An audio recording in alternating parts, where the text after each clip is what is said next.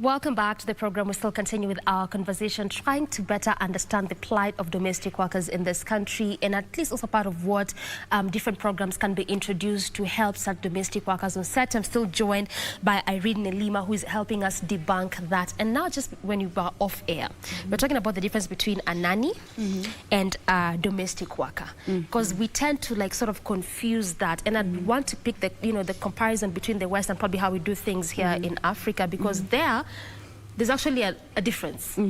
Here we sort of think need the same thing. You are a domestic worker, you just do everything. But what is the difference between the two? What I'll say, when we talk about domestic workers, a nanny is also a domestic worker. Oh. A home driver, a private driver is also a domestic worker. Okay. Who else? A housekeeper, a laundry attendant, they're all domestic workers.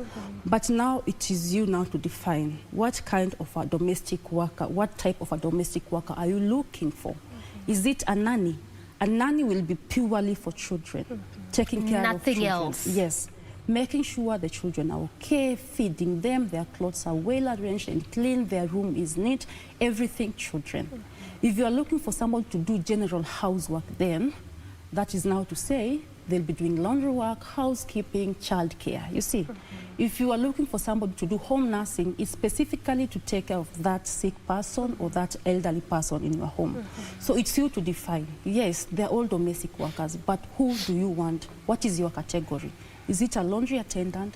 Is it a childcare, a childminder, or a nanny, like you said? Yeah. Or is it a housekeeper?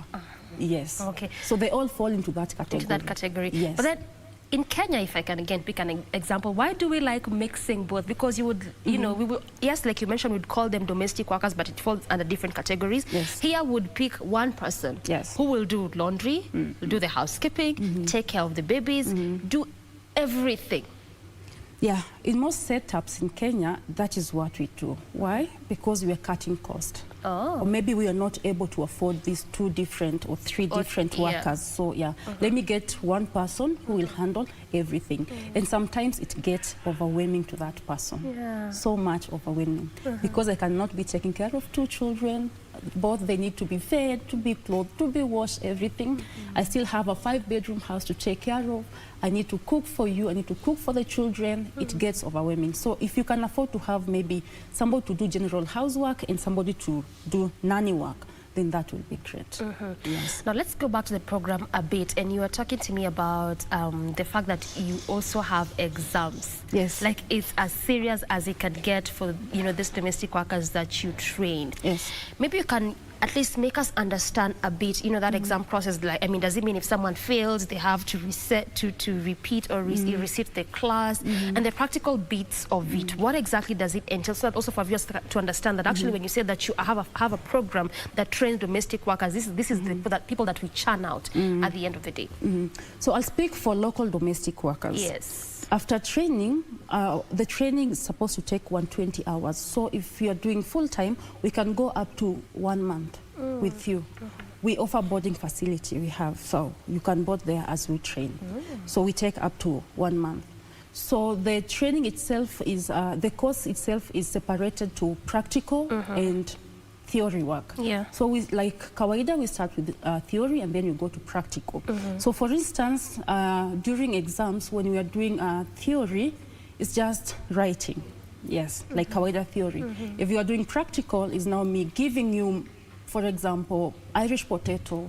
I tell you, mash that and maybe prepare this kind of meal from that, you see.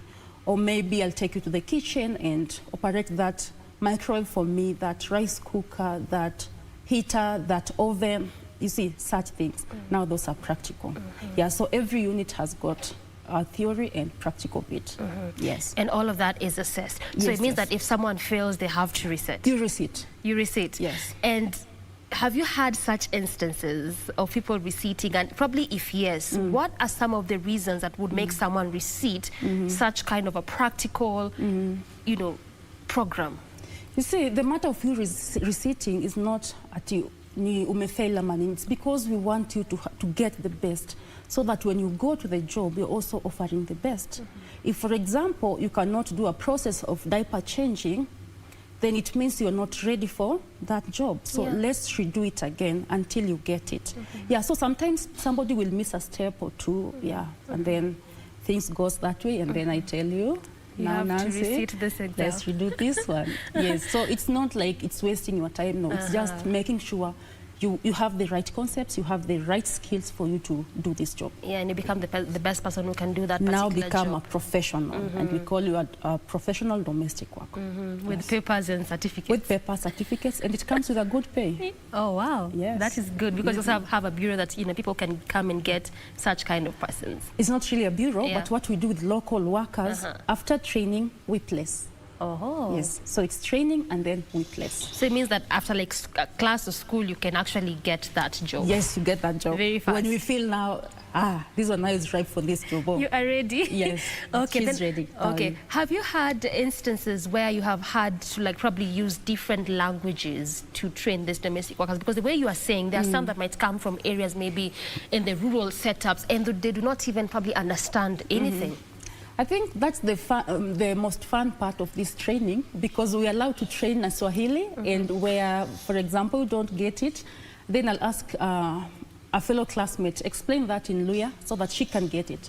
Explain that in Kikuyu so that she can get it. Yeah. Because you see, we are accommodating people who don't even have the basics, they don't even have their primary school education. So, and it is our mandate to make sure that everybody gets it, because now if we reject you, where will you go?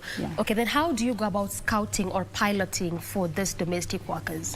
Okay, for local, I'll not speak for migrant workers. I'll speak for local workers.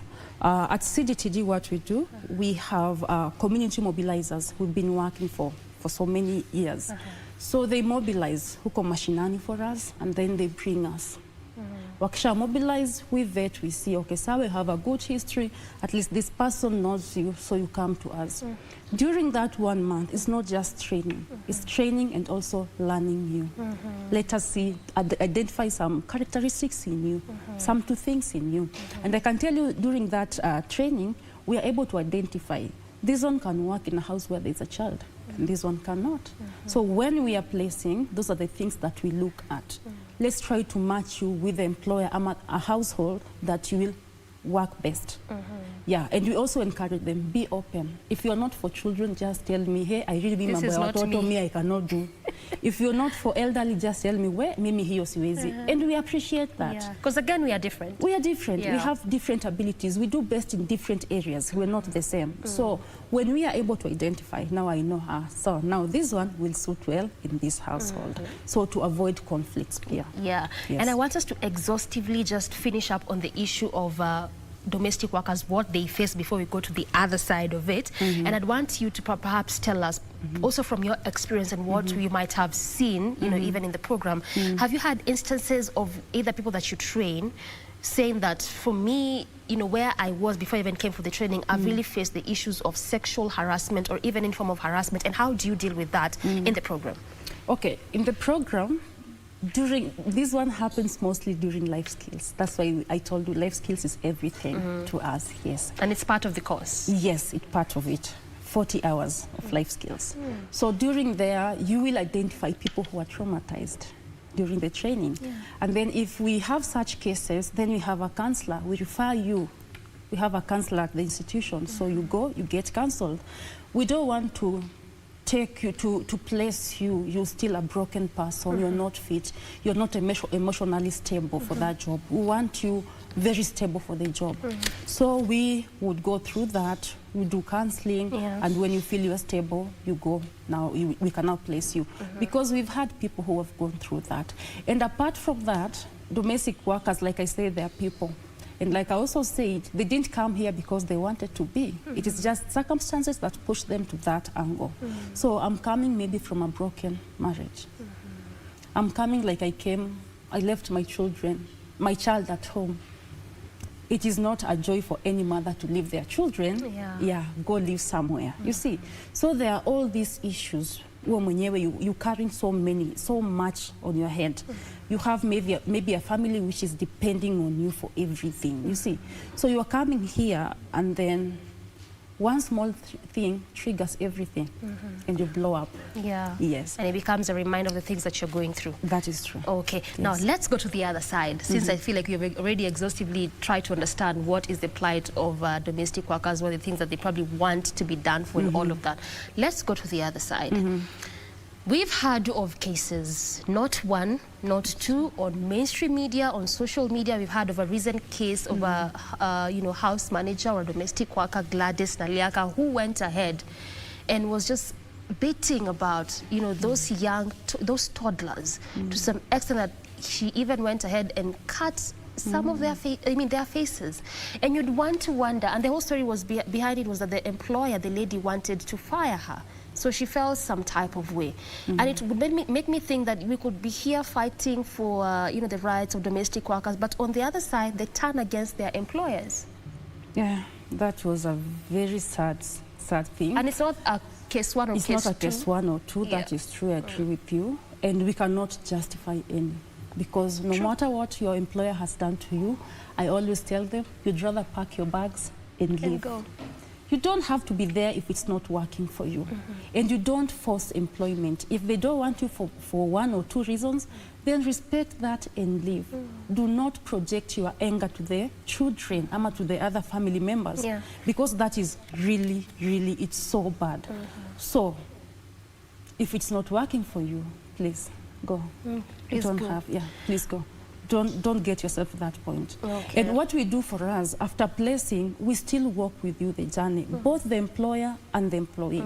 I'll be calling you, how are things, you as an employer, and the employee, how are things? So that in case there is anything, either of you will come to me. If you cannot sort it out, the two of you, then let one of you come to me like, hey, Irene, this is happening, I'm not happy about it. Maybe address it. Or this is not happening, it's happening, I'm not happy about it, I need a replacement, you see. And for us, we haven't, from the people we've trained, we haven't really gotten those cases because training helps. Yes, you need to understand where you are, why you are here at this particular moment doing this job, and where you want to go. So that build the ladders which will take you to the next step, to the next place you want to be. Okay. Yes. Now, Irene, since this is your expertise, in terms of training such domestic workers, do you feel like perhaps there could be underlying issues, to such persons? Because just the way I mentioned, we have had several cases of these domestic workers turning against their employers, and we would say nothing justifies that, especially if you choose to decide we want to destroy property or even beat up children. Some are even killing their, their employers' children. But do you feel like there could be perhaps underlying issues either between employer and employee, or the employee could just be having some cases of mental health? It could be either way. Okay. Maybe she's experiencing something as an employee. Okay, I'll give you an example, but not that one ya kuchapa watoto na kuumiza. Okay. I could be having problems at home, me as an employee. Maybe my child is sick, maybe my father is sick, or maybe my relative, and they are my responsibility. I'm looking after them. So I want this money, or maybe I want to visit them, I want to go see them. But you as an employer, you don't want to understand that. It happens, like, hawezi enda, mtoto wako ndio ni mgonjwa. If you want to go, then pack your bags and go. Why can't you understand me? So it could be underlying issues between the two, or maybe personal issues. Now this domestic worker, the person you've employed, maybe they're not even mentally stable.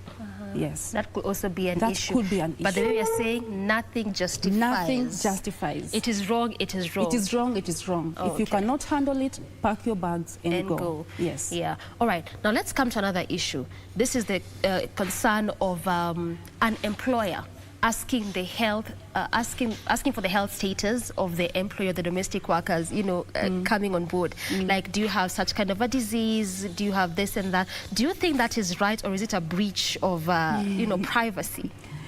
Okay. That is a tricky one, but this is what I'll say. Okay. According to the labor laws, you do not discriminate people just because Nikona this condition of that one. Yeah. As long as I can work. No. Yes, but those cases come up like, do you have this and this? Do you have this and this? In that case, we understand. You have maybe young children, you just want to protect your family. It gets there. We understand. Somebody is so concerned about their children, their family, and then we'll tell them then. If the domestic worker is comfortable, they'll go for the test you want them to. If they are not comfortable, again, they have a right to say no. Wow. Na wache kazi yako. So does it mean that an employer cannot ask?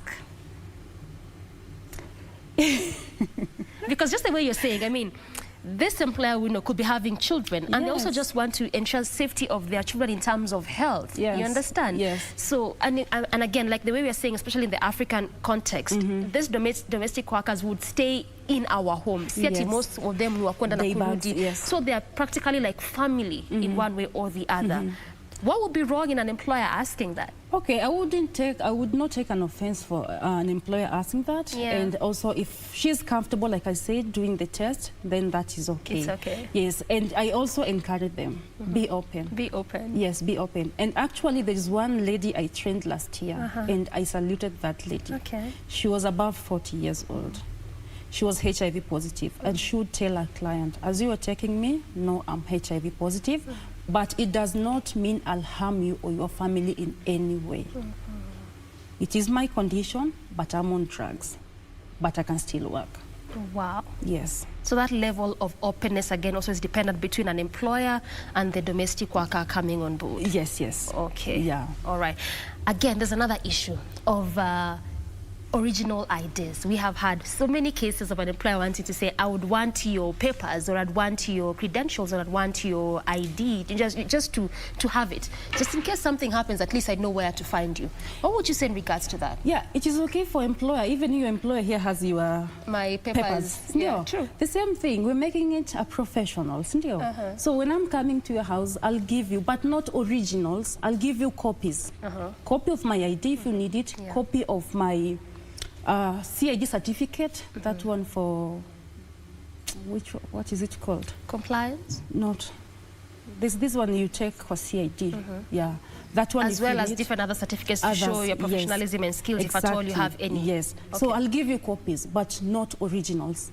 It is so wrong for you as an employer to keep original documents as your employee. Like you have IDs are original, you have their birth original. No, it is not right. So photocopies allowed. So what of those that actually ask for the originals and they will stick to that and they would want to keep that? Is that a breach? It is a breach. Okay. It is not right.